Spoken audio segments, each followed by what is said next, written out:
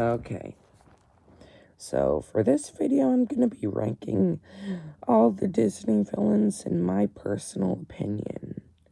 So, yeah.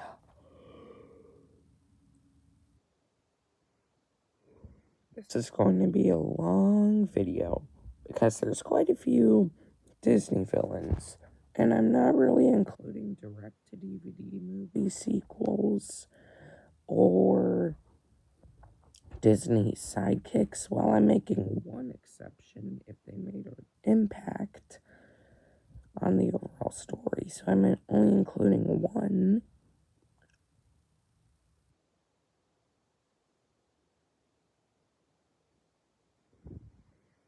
Yeah. Disney villains, honestly, most of them are really good, but a lot of them kind of suck. Anyways, enough of me talking. Let's get started.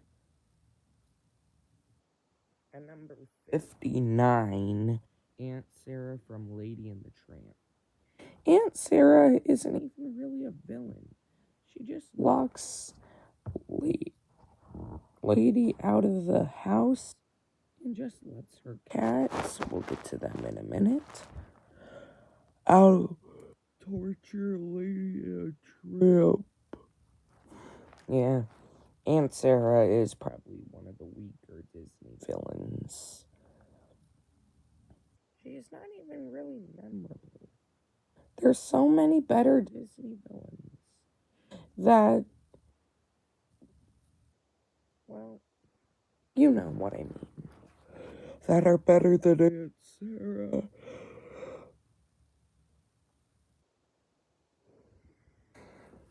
At number 58, C and the two cats that Aunt Sarah had. They're at least somewhat more interesting than Aunt Sarah, but not by much.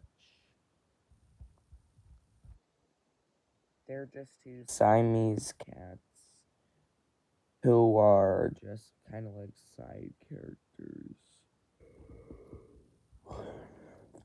Lady and the Tramp doesn't have the best track record when it comes to villains.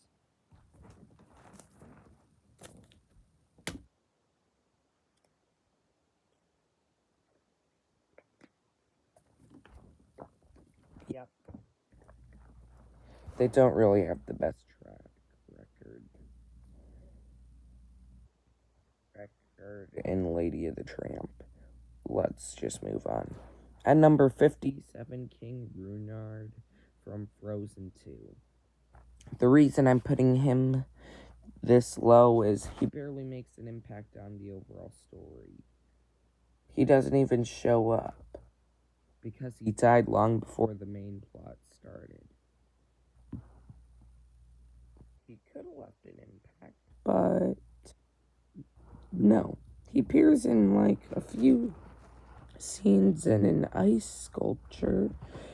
They could have made it interesting by making the ice sculpture gather an ice army, but no, that doesn't happen.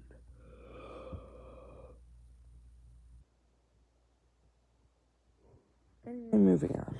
At number 56, the director from Bolt. I don't have a problem with him. He's just honestly kind of forgettable. Yeah, the director from Bolt isn't even really that memorable. He shows up in a few scenes, I think. I don't know. I haven't watched the movie in a few years. Yeah, the director is just kind of forgettable and can easily be overlooked by more powerful and dark Disney villains. At number 55, Foxy Loxy from Chicken Little. Foxy Loxy is basically just a fox who wants to be the center of attention all the time. I mean, Chicken Little is kind of a weird movie. Came out in like 2005. Yeah, this movie is just kind of weird. I made myself watch it a few months ago. And at the end, Foxy Loxy's traits get swapped by aliens to make her nicer, but they don't change her back. I mean, she had time to grow over years, but that didn't happen. Let's just move on. At number 54, Bellwether from Zootopia. This is the era where they did too many twist villains. And Bellwether is probably the worst case.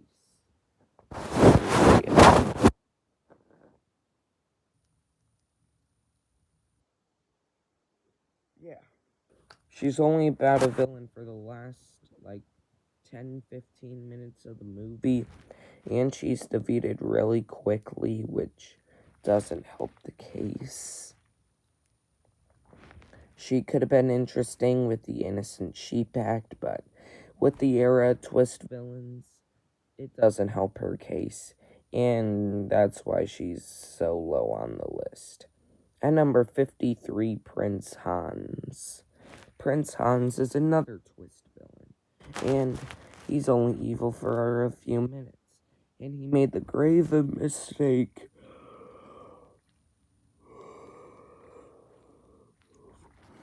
of not staying with Anna until she completely died, which allowed Olaf to have some important role in the movie. Instead of just being a sidekick, he was able to free Anna from where Hans had kept her. Yeah, Hans isn't the best, is he? I don't even really want to talk about him anymore. Moving on. At number 52, the Carnotaurus. I don't know how to pronounce that. It's just from this live-action dinosaur movie. Those villains are honestly can be kind of forgettable because some Disney live-action movies kind of suck, like the Pinocchio, Snow White.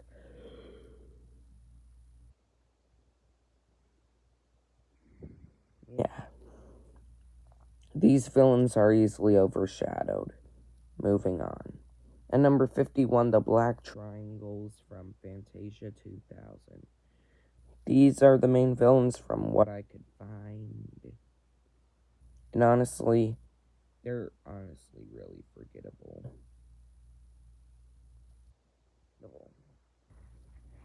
They are easily overshadowed by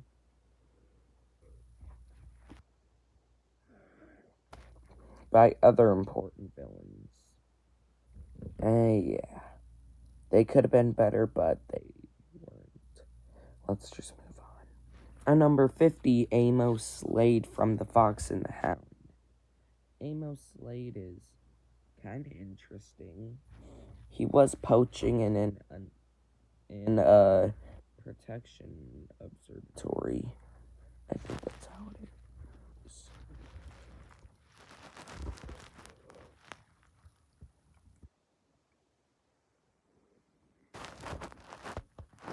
Yeah. Amos Slade is pretty interesting, and he's more sympathetic by the end of the movie.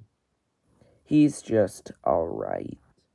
At number 15, at number 49, the Ringmaster from Dumbo.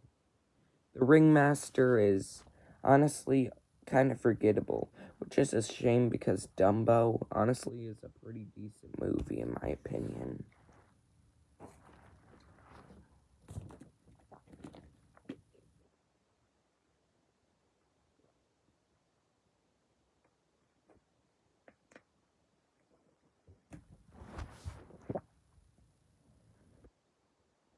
Yeah, the Ringmaster is honestly, I don't know who anybody favors the Ringmaster over someone like Quad Frollo. Getting to him later.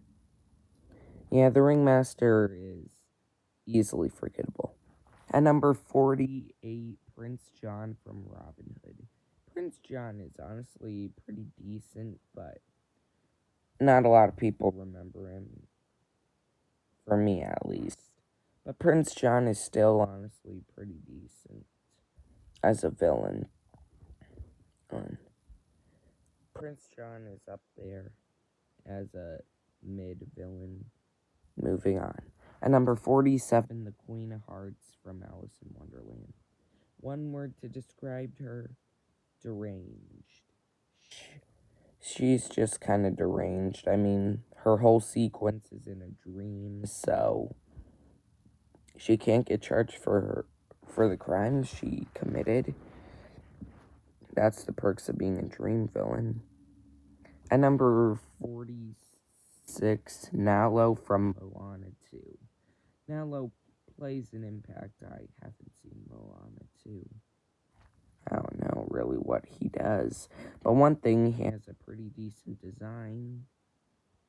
Nalo is just an okay villain. He could have been more in the movie, but he's just alright. At number 2, Mataniji from Moana 2. This should have been the main villain and not Nalo. This is a better villain, plays more of an impact, and is just really solid from what I've heard and researched. At number 44, Tika from the first Moana movie. Honestly, this villain is honestly pretty good. To the reveal that she needed her heart to unlock her true form, that Maui, aka Dwayne "The Rock" Johnson, stole. Yeah. Oh, well, moving on. At number 43, Lady Tremaine from Cinderella. One thing, she just commits treating her stepdaughter like a servant. And she does appear in the direct-to-DVD sequels, more common in the third movie. Can't believe they made a third. That made Anastasia fit the slipper and gave her the fairy godmother's magic wand. And at the end, Lady Tremaine just became a servant, along with one of her stepsisters, Drizella, because Anastasia is actually decent. At number 42, Gaston. Gaston has a pretty good villain song, but one thing, he has a huge ego, from what the town has said about him. Yeah, Gaston has an evil, but he had a classic villain death, a fall, and into a watery moat, and if you look really closely, you could see skulls in his eyes, implicating his death. Honestly, he's just alright. At number 41, Governor Radcliffe.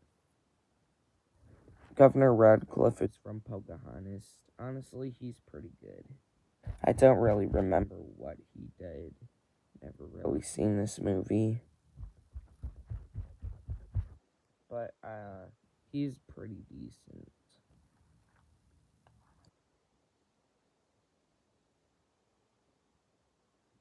At number 40, John Silver. John Silver honestly has a pretty good design, being partly robotic, and Treasure Planet is an underrated movie because it's actually pretty good for what it's worth. And John Silver is pretty decent. At number 39, Bowler Hat Guy, aka Goob, from Meet the Robinsons. Mostly, Goob, aka Bowler Hat Guy, is just holding a grudge that he collected over years.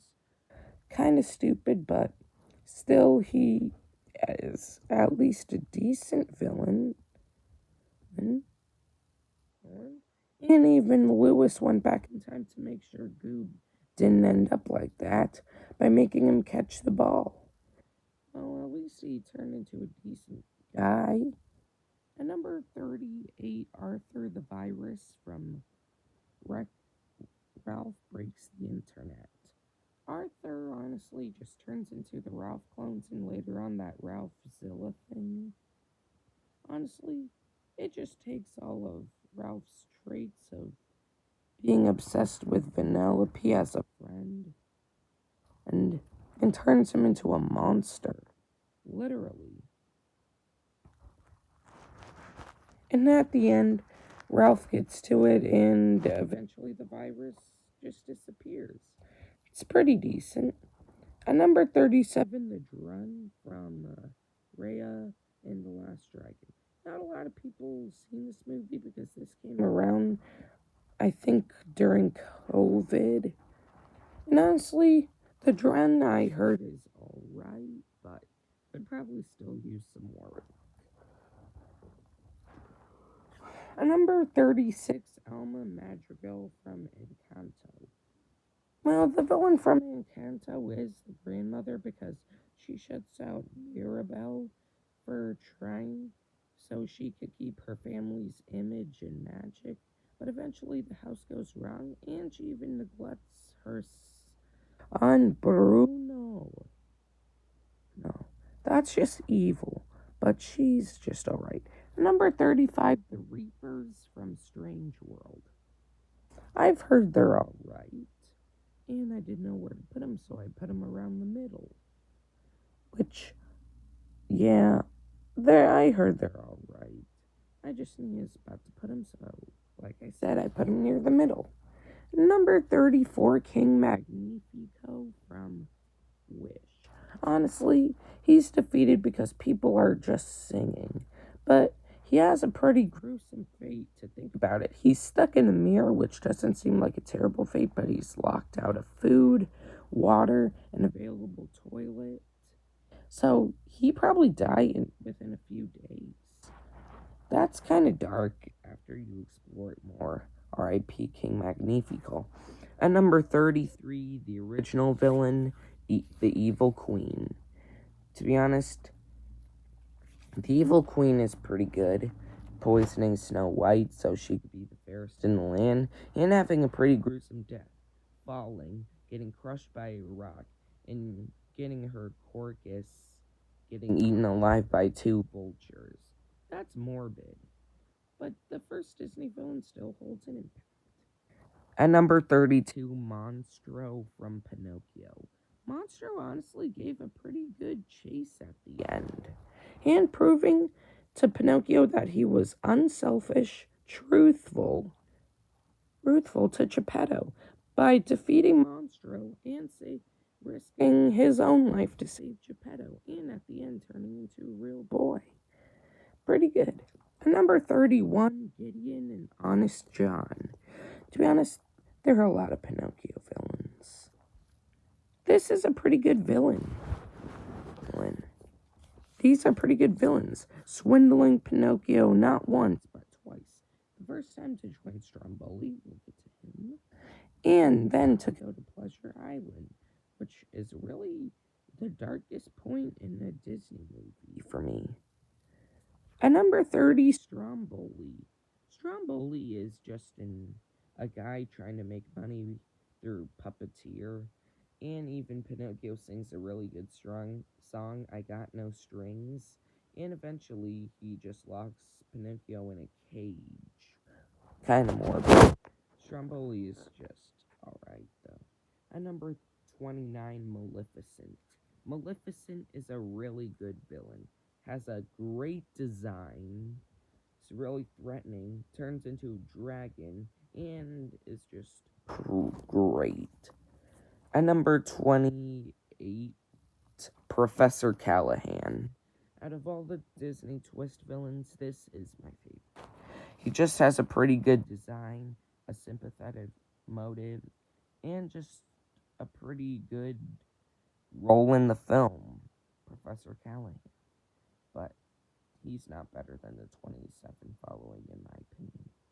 At number 27, Tamatoa from Moana. First off, Tamatoa is really solid, has a great design. He sings one of the best Disney songs of all time, Shiny, and it's just really solid. At number 26, Edgar Baltazar from the Aristocats. This guy had a terrible fate, having the person she worked so hard for, giving her fortune to cats. so he gets rid of them. Or at least tries to. Edgar is just sadly misplaced. At number 25, Madam Mim. Madam Mim is honestly pretty good as a villain. She's just alright and comes from a decent movie. And at number 24, Madame Medusa. She probably has a gruesome fate about almost getting fed to crocodiles, and Madame Medusa has a pretty good design. At number 23, Mick Leach from The Rescuers. No, wait, I forgot the film name. But Mick Leach is honestly a pretty good villain. He has a lizard, a gun, is really threatening. You know, classic Disney things. Number 22, Yzma from The Emperor's New Groove. Yzma is a pretty good villain. Has a good motive of tired of I forgot the Emperor's name. It just is really solid overall. And will be remembered as a great Disney villain. Number 21, Captain Gantu. Captain Gantu is pretty good. He has a great design, a great motive. He's just pretty good. He has one of the best Disney villain designs, in my opinion. At number 20, Mother Gothel. Mother Gothel was able to keep Rapunzel for at least 16 years without her questioning about how the world is actually like. She's pretty good as a villain. At number 19, Shere Khan from The Jungle Book. Shere Khan has a good motive of trying to rid people of the jungle because they're ruining their forest. That's pretty good. At number 18, Cruella de Vil. Cruella de Vil is twisted, trying to make a coat out of puppy's fur. That's something you see on Fear Factor. Cruella de Vil is just, well, evil. So, at number 17, Professor Ratigan from The Great Mouse Detective. First of all, Professor Ratigan is really good as a villain. He has a good design, is threatening, and has a pretty good death at the end. At number 16, Jafar. Jafar is one of the best villains of all time. He's threatening, powerful, and it's just really great overall. At number 15, Ursula. Ursula is so threatening and has a great death. First is hit by a boat, struck by lightning, and then with that boat is taken to the bottom of the sea. Yeah, Ursula is just really threatening. At number 14, I have Scar. Scar is really great as a villain. He's threatening, has a pretty good design, and even gets a shot in that one Disney Junior show, The Lion Guard. Scar is just really solid as a villain. At number 13, the Horned King. The Horned King is honestly one of the best Disney villains of all time. He has a great design, great death, comes from a great movie, and will be remembered. The Horned King. At number 12, I have Chernabog. Chernabog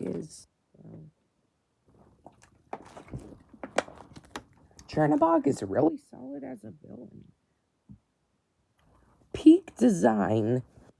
He's really threatening and has a good score in the first Fantasia. And at number 11, Scroop from Treasure Planet. Scroop is pretty good as a villain and has a dark fate of getting sent into space to his death. Scroop is just really solid and will be remembered.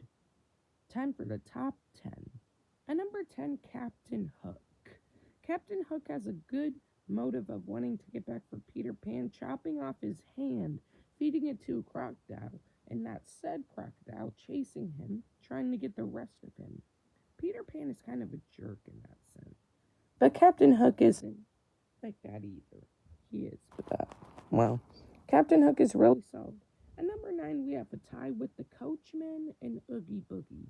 I'll start with Oogie Boogie. Oogie Boogie is really solid as a villain. Great design, good motive, and has a dark death of getting his sack unraveled, and his form as bugs getting all squashed. Oogie Boogie is a great villain, and nobody can change that. As for the Coachman is really dark, turning human boys into donkeys against their will and sending them off to labor in salt mines, circuses, and who knows elsewhere. The Coachman actually got away with his crimes, which is even more dark, and will be remembered. At number 8, Dr. Facilier. Dr. Facilier is really solid. He's a great villain, has a great song Friends on the Other Side, and just has a great design. Dr. Facilier is just really good. At number 7, Clayton from Tarzan. Clayton has a dark Disney death. If you rewatch it, you'll see what I mean. Clayton is a really good villain, and even kills the main gorilla Kerchak, and keeps capturing them and is about to kill Tarzan. Clayton is just really solid. At number 6, Shan Yu from Mulan. Shan Yu is criminally underrated. He's really good, he's threatening, and is blown up by fireworks at the end. That's dark. And he has superhuman strength, able to cut like pillars if they were warm butter, is strong like a bull, and the final 5. At number 5, Hades. Hades is really evil and has a good motive. He was forced to go into the underworld. And Hades has a great design. At number 4, I have Quad Frollo. Quad Frollo is really good, has a great Disney song, is really threatening, and gets plunged into a fiery inferno, which is really gruesome. Frollo will always be remembered. At number 3, King Candy / Turbo. King Candy / Turbo is honestly really good. Has a gruesome Disney fate, a great twist added to him, and is just really good for Disney's time. At number 2, Commander Rourke from Atlantis the Lost Empire. Commander Rourke is really good. He's threatening, has a gruesome fate, and he's just really great as a villain. Will always be remembered as a great favorite. And at number 1, Bill Sikes. Yeah, Bill Sikes from Oliver and Company. Bill Sikes is a great Disney villain. Has a gruesome fate of getting his car run off by a train and getting fallen into a lake or river. Bill Sikes is a great villain. He's really solid, got a great design, good motive, and he's just great overall. And finally, there we go. Stay tuned.